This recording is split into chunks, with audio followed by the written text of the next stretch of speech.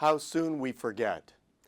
Experts have us so convinced that current economic sluggishness is different this time that we are hyping the same failed remedies we used during the last time these circumstances occurred. Sadly, protectionism is selling well these days, fed by widespread economic frustration. Blaming others, in this case other countries, is a standard knee-jerk reaction. But it only makes sense if there are truly winners and losers. Data suggest all have suffered in the Great Recession's wake, and that protectionism will only make things worse. If we do go down that road, who pays? Well, it all seems reminiscent of the trade wars that erupted in the aftermath of the Great Depression. At that time, a blend of tariff hikes and currency devaluations sparked a sequence of retaliatory moves that helped to erase about 1/4 of world trade in just 3 years. 8 years on, world trade was still more than 10% below the previous peak, despite the fact that overall production was 10% above its previous peak. This strongly suggests a greater isolationism, at a heavy cost.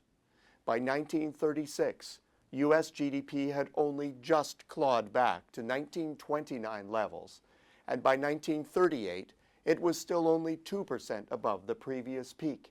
That in spite of the fact that FDR had his great New Deal plan going. Well, it didn't take long for us to forget the success of greater global integration.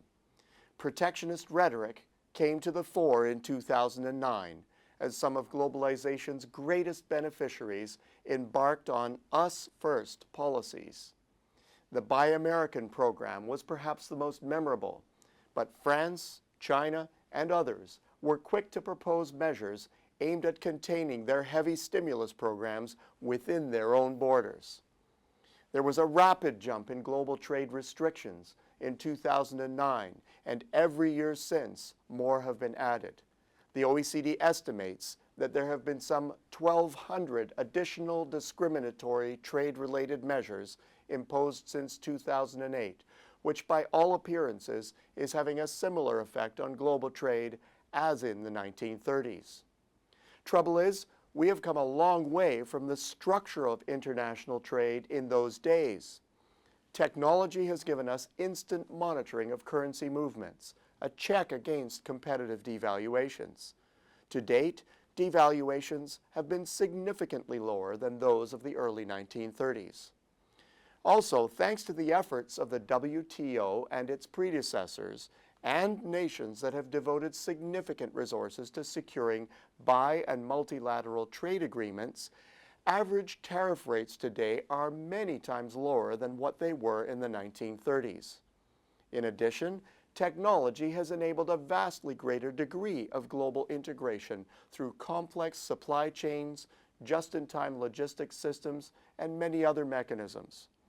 Prior to the recession, the vast bulk of intra-Asian trade was in intermediate goods. Globally, the share of imported content in exported goods has risen significantly. This integration has been essential to overall well-being. It has aided a prolonged period of low and stable price increases for basics like clothing, right up to major appliances. Competition has encouraged technological development, which has significantly increased the quality of average goods and services. It has also brought many countries around the world, previously limited to trade in basic goods, into the global production system, with dramatic effects on overall growth and employment. Increased protectionism threatens these benefits. So, who pays? Simply put, a higher cost of trade would instantly reduce demand for goods and services, as companies pass on higher costs at point of sale. Lower revenues would cause businesses to rationalize their expenditures, including labor costs. Investment would also suffer. And that's just round one. Initial anti-trade action always provokes retaliation, which magnifies these negative effects across countries. What is more, we likely have a lot more to lose than in the 1930s, given the tightly knit intra- and inter-firm global linkages and the implied costs of undoing them. The sad fact? It's all paid for by you and me and billions of other consumers around the world. It's a lose-lose proposition, and we can only hope that it remains just that. The bottom line? Protectionism sells well, and then sells out an economy. Global anti-trade rhetoric will bump up against a reality that will harm the very ones that vote for it, if it goes through. We can all hope that we will not be spending the next years singing Santayana's lament, but that current proposals will ultimately turn into something akin to an ineffective economic Maginot Line. Until next week, I'm Peter Hall.